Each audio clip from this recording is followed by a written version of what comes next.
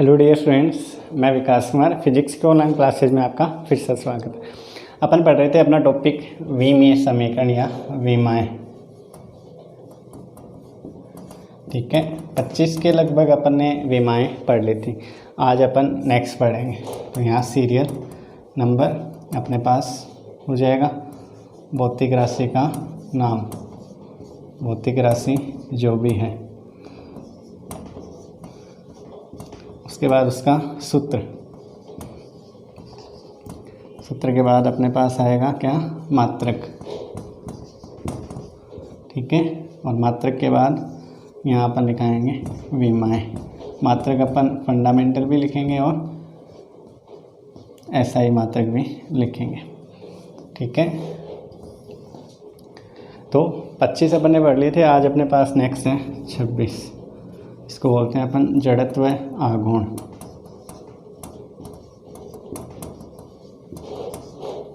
ठीक है, जड़त्व आघूर्ण।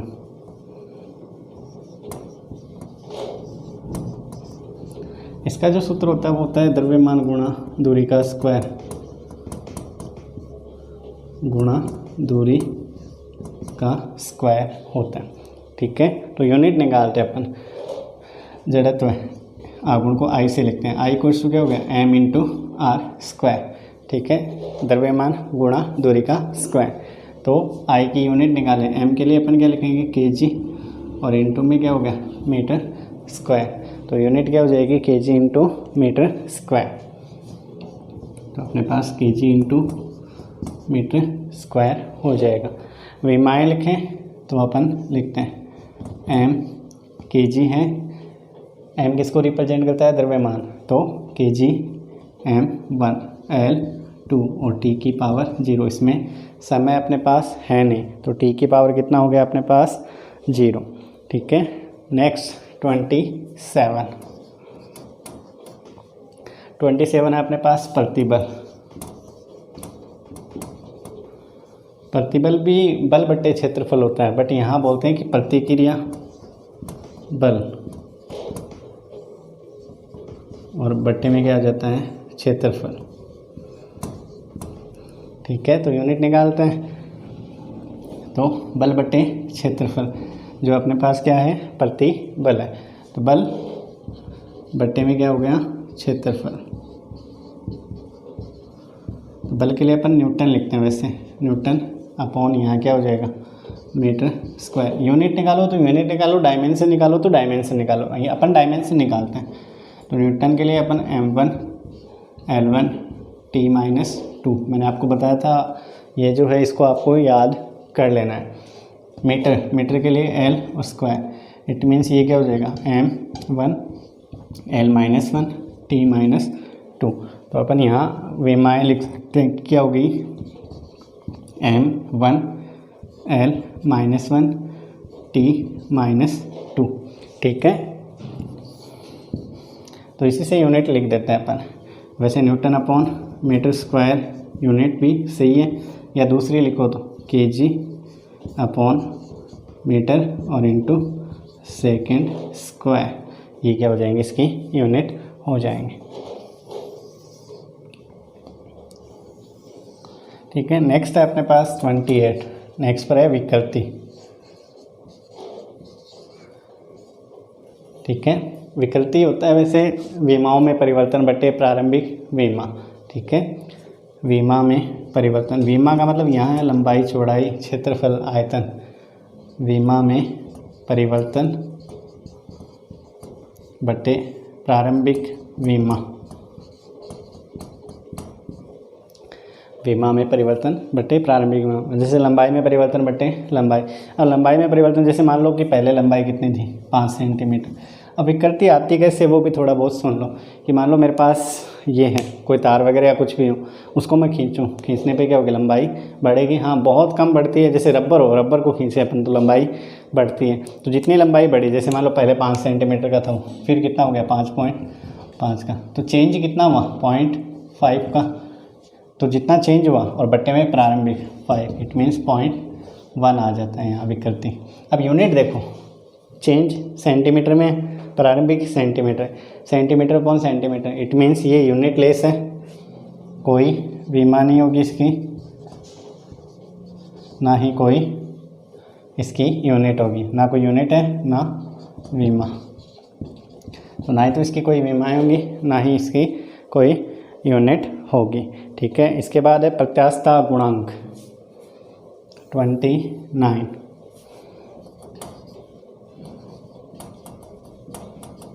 मॉडुलस ऑफ इलास्टिसिटी, प्रत्यास्थता गुणांक। प्रत्यास्थता गुणांक होता है प्रतिबल बटे विकृति, प्रतिबल बटे विकृति। इसके बारे में अपन इसी बुक में पढ़ेंगे।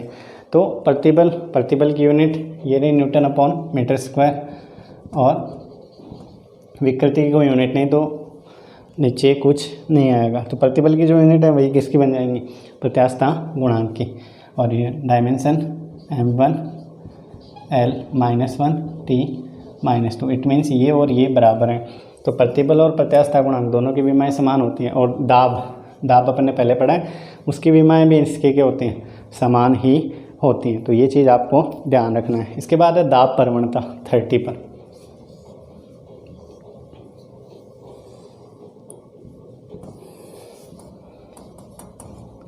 दाब प्रवणता, तो मैंने आपको बताया था कि जब अपन प्रवणता की बात करेंगे तो जो भी भौतिक राशि है उसमें अपन दूरी का भाग देते हैं।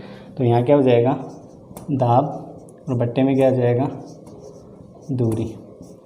तो दाब पास्कल होता है वैसे, ठीक है, तो पास्कल अपॉन मीटर भी लिख सकते हो। तो अपन यहाँ निकालें तो पास्कल के लिए अपन दाब न्यूटन अपॉन मीटर स्क्वायर दाब अगर ऐसे लिखो, और बट्टे में 1 मीटर और आ गया, तो m1 L1 T-2 अपॉन में L3, तो m1 L-2 और T-2, तो ये क्या हो जाएगा, m1 L-2 और T-2। वैसे दाब वाली है उसमें मीटर का भाग दे सकते हो आप। तो इस प्रकार अपने पास ये 30 हो गए। अब देखते हैं अपन आगे। हाँ, तो अपन आगे देखते हैं। अपने पास नेक्स्ट है प्लांक स्थिरांक। प्लांक स्थिरांक, नाम बहुत सारे नए आएंगे आपके पास, ठीक है, बट ये सारे अपन धीरे धीरे आगे पढ़ेंगे। जो प्लांक स्थिरांक है उसका फॉर्मूला होता है ऊर्जा बटे आवृत्ति। ऊर्जा बट्टे में क्या आ जाएगी, आवृत्ति, ठीक है। तो ऊर्जा बटे आवृत्ति लिखें अपन, यूनिट निकालते हैं।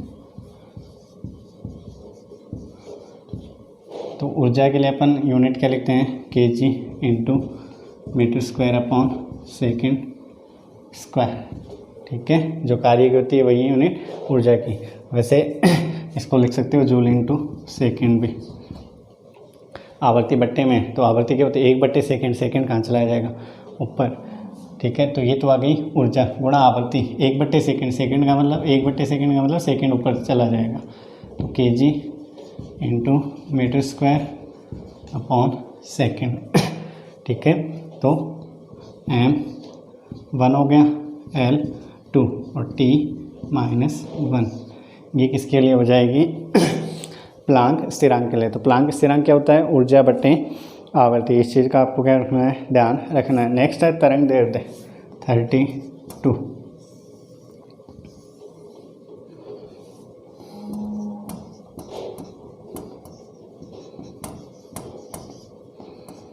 तरंग दैर्ध्य आपने 9th में पढ़ी होगी परिभाषा। तरंग दैर्ध्य का मतलब होता है कि तरंग द्वारा एक कंपन में तय की गई दूरी, ठीक है, या दो क्रमागत गर्त या दो क्रमागत सुरंगों के बीच की दूरी। अब ये है क्या दूरी, तो सूत्र तो कुछ है नहीं, दूरी का मतलब यहाँ क्या हो गया, मीटर। इट मीन्स ये क्या हो जाएगा, m0 L1 T0। दूरी के लिए अपन सिंपल सा क्या लिखेंगे, L1 लिखेंगे। नेक्स्ट 33 पृष्ठ ऊर्जा घनत्व। पृष्ठीय ऊर्जा घनत्व या पृष्ठ ऊर्जा घनत्व दोनों एक ही चीज़ है। इसका फॉर्मूला होता है ऊर्जा बटे क्षेत्रफल। ऊर्जा और बट्टे में क्या आएगा, क्षेत्रफल, ठीक है। तो वैसे तो जूल अपॉन मीटर स्क्वायर भी हो जाती है unit, joule upon metre square, या दूसरी निकालते हैं अपन। तो ऊर्जा के लिए अपन ने पहले ही लिख रखा है। इस बार यहाँ ऊर्जा बट्टे क्या हो गया, क्षेत्रफल। तो ये तो ऊर्जा के लिए होगी, और बट्टे में क्षेत्रफल मतलब मीटर स्क्वायर। मीटर स्क्वायर से मीटर स्क्वायर कैंसिल आउट, तो दूसरी क्या होगी, kg अपॉन क्या आ जाएगा अपने पास, सेकेंड आ जाएगा। ठीक है, तो विमाएँ लिखें तो m1 L0 और T-1। तो पृष्ठ ऊर्जा घनत्व है, फॉर्मूला क्या हो गया, ऊर्जा बटे क्षेत्रफल। विमाएँ क्या होगी, m1 L0 और T माइनस, सॉरी यहाँ सेकेंड स्क्वायर है, तो यहाँ क्या आएगा, सेकेंड स्क्वायर, तो T-2। फॉर्मूले में ध्यान रखना वो पहले वाले का कटा हुआ था, इस वजह से बाई मिस्टेक लिखा गया है। तो पृष्ठ ऊर्जा घनत्व। अब है दाब ऊर्जा 34 पर है दाब ऊर्जा। ठीक है, दाब ऊर्जा होती है दाब गुणा आयतन।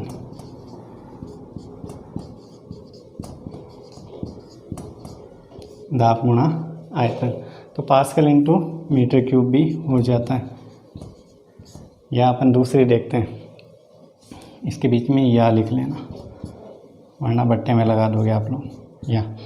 तो पास्कल के लिए अपन दाब का मतलब अपन ने क्या लिखा था, kg upon metre into second square, ये था दाब के लिए। और इंटू में क्या आ गया, मीटर क्यूब, तो 1 मीटर से 1 मीटर कैंसिल आउट, तो kg into metre square upon second square. तो यूनिट क्या हो जाएगी, kg into metre square upon second square. तो विमाएँ m1 L2 T-2, ये सेम ऊर्जा किसकी है, दाब की या कार्य की, सॉरी सेम जो विमाएँ वो किसकी हैं, दाब की या कार्य की विमाएँ भी क्या होती हैं, सेम होती हैं। इसके बाद बात करें अपन ताप की, 35 पे लिखता हूँ मैं ताप। अब ताप की बात करें तो ताप क्या है, degree of hotness and coldness is called temperature. कोई चीज़ कितनी गर्म है या कितनी ठंडी है, उसके लिए अपन ताप का यूज करते हैं। इसका कोई सूत्र नहीं होता, यूनिट क्या होती है, केल्विन। ठीक है, तो इसमें m नहीं है, l नहीं है, TB नहीं है, तो या तो K1 लिख दो या θ1, दोनों ही सही है, या तो K1 लिख दो या θ1। इसके बाद है विशिष्ट ऊष्मा 36, विशिष्ट ऊष्मा। विशिष्ट ऊष्मा का मतलब क्या होता है वो भी सुने, कि मान लो मेरे पास कोई भी पदार्थ है, ठीक है, उसको मैं गर्म करता हूँ, तो किसी भी पदार्थ के 1 ग्राम या एकांक द्रव्यमान का ताप एकांक बढ़ाने के लिए जितनी ऊर्जा दी जाती है वो क्या कहलाती है, विशिष्ट ऊष्मा। इसका सूत्र होता है ऊर्जा बट्टे द्रव्यमान और गुणा तापांतर। ठीक है, तो सूत्र यहाँ भी लिख देते हैं अपन, ऊर्जा बट्टे में क्या आएगा, द्रव्यमान और गुणा तापांतर। ठीक है, किसी भी पदार्थ के एकांक द्रव्यमान का ताप 1 केल्विन बढ़ाने, 1 डिग्री बोल दो चाहे 1 केल्विन, दोनों बराबरी बढ़ते हैं। 1 केल्विन बढ़ाने के लिए जितनी ऊष्मा की आवश्यकता होती है वो क्या कहलाती है, विशिष्ट ऊष्मा कहलाती है। ठीक है, अब यूनिट निकालते हैं अपन, तो इसके लिए तो kg into metre square upon second square, into में द्रव्यमान तो kg, और इंटू तापांतर किस में होता है, हमेशा केल्विन में होता है। तो इस चीज़ का आपको ध्यान में रखना है। तो जो चीज़ें कैंसिल आउट होती हैं वो कैंसिल आउट कर दो, तो metre square upon second square और इंटू केल्विन, ये यूनिट हो जाएंगे। मीटर स्क्वायर सेकेंड अपॉन में सेकेंड स्क्वायर इंटू केल्विन। विमाएँ लिखते हैं तो m0, ठीक है, m कितना हो गया, 0, सेकेंड स्क्वायर है, l इसमें सॉरी हाँ L की बात करें तो मीटर स्क्वायर है, मीटर स्क्वायर के लिए अपन L2 लिखेंगे, फिर अपॉन में सेकंड स्क्वायर है तो T-2 और केल्विन K-1, तो m0 L2 T-2 और K-1, ठीक है। इसके बाद है ऊष्माधारिता 37, ऊष्माधारिता। ऊष्माधारिता बोलते हैं विशिष्ट ऊष्मा को द्रव्यमान से गुणा कर दो, द्रव्यमान और गुणा विशिष्ट ऊष्मा,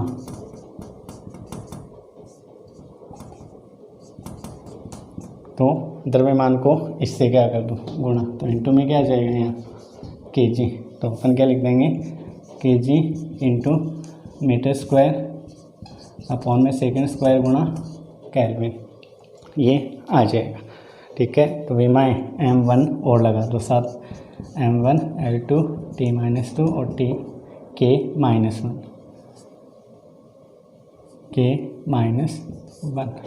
ये क्या हो जाएंगी, इसकी विमाएँ हो जाएंगी, किसकी, ऊष्माधारिता की, ठीक है। इसके बाद जितनी भी होंगी वो बात करेंगे अपन नेक्स्ट लेक्चर में। Till then take care, thank you.